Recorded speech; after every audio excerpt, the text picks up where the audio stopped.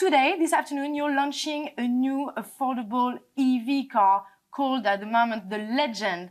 What can you tell us about this new car and how it's going to compete with the likes of Tesla, for example? Oh, I think it's a different segment. Actually, you're talking about the new generation Twingo that we completely reinvent. So it's basically a urban car. So electric technology and connectivity give us the chance to really change the game as the car 30 years ago did. And so I think everybody will be, very glad and happy to see such a funny and, advanced product, which will be very affordable, actually. So it's going to be less than 20,000 euros. Yeah. What's going to be the final name? Where is it going to be produced? Is the Twingo, because it's we like to use to kind of revamp or reinvent the iconic product of Renault, like Renault 5 or Renault 4. So we do the third one. So as you said, it's like below 20,000 euro. We're trying to shoot for a production, of that kind of car in Europe. It's a challenge from an industrial point of view and financial point of view, but we like challenges at Ampere. It's going to be made in Slovenia, probably, right? It's one of the lots of options that we have, because today the electric Twingo is produced there, so we have to find a solution for all the plants, but the decision has not yet been taken. You've been to China recently. There seems to be a lot of pushback in Europe for the Ampere IPO. China is, of course, the land of affordable EVs. How is Ampere received there compared to how it's received in Europe? Let's see what, because this afternoon we'll have the chance to actually describe in detail all the projects. So a lot of speculation so far, but without really knowing the number, right? So I think that people will see that this is a very solid project that we've been preparing for more than 2 years. And so I hope that, of course, the perception will change. That's our job. But I have to say, I was surprised in China, first of all, to see how enthusiastic and driving is the whole economy towards electric cars, connected cars, and that everybody knew about the Ampere project. So that's kind of reassuring, shows that they're looking at us and they consider this project a very serious project. In Europe, there seems to be some pushback from some investors about the Ampere IPO. Yeah. Some analysts even say that a spin-off could actually be a better option. Do you think a spin-off is an actual possibility?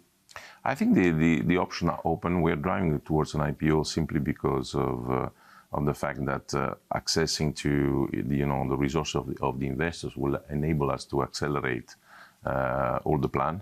And therefore, if you do this, basically you are able to even earlier to move dividends up to the shareholders, and also this money will also help us to develop products and technology, etc. So we don't necessarily need the cash of that, because Renault is actually right now doing pretty well. But it's also a way in IPO to create a certain culture, and we want to create a very, very modern and progressive company. And I think being listed is also important to, nurture a culture of performance, of transparency. This is the logic behind it. But we are not going to do that at any price, right? So this is, we have a lot of assets in Ampere, a lot of competence, and those have to be valued by the investors. If not, then we'll have other options. Some investors actually talk about a valuation between 5 and 7 billion euros. You were talking about a valuation between 8 and 10 billion euros. What if it's 7 billion? Does that still make sense? Well, look, I think we have our own, let's say, math on the thing. We know what the assets are.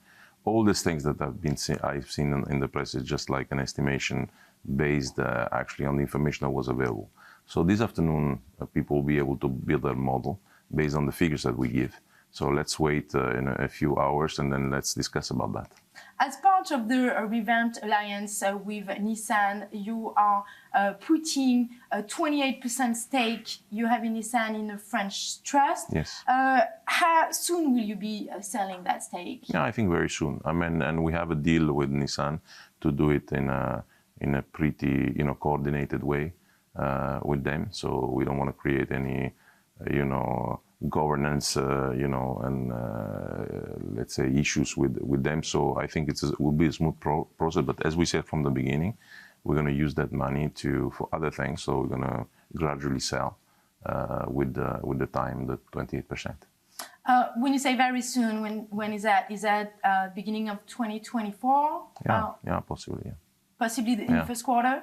Yeah, possibly, yeah.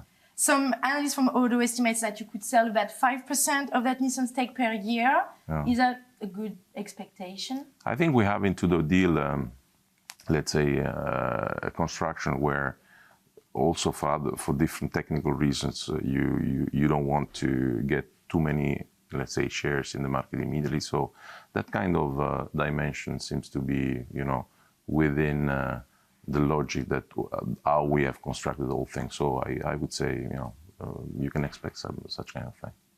Finally, if you're obviously selling that stake quite quickly and you don't necessarily need the cash, like you said earlier, would you actually need this IPO of Ampere at all costs?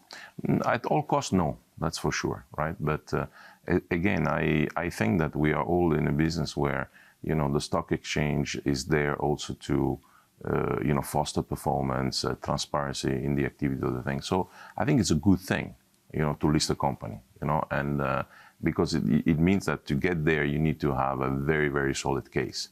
So it should be reassuring for everybody, okay? So, but as I said, we are not obliged to do this. We are not on a hurry. We think we have potentially a window of opportunity in spring 2024, but let's see how the markets evolve. Right now, the situation is, kind of pretty depressive. So you don't want to be, you don't want to put yourself in trouble. We don't need, but we wish for the reason I mentioned before.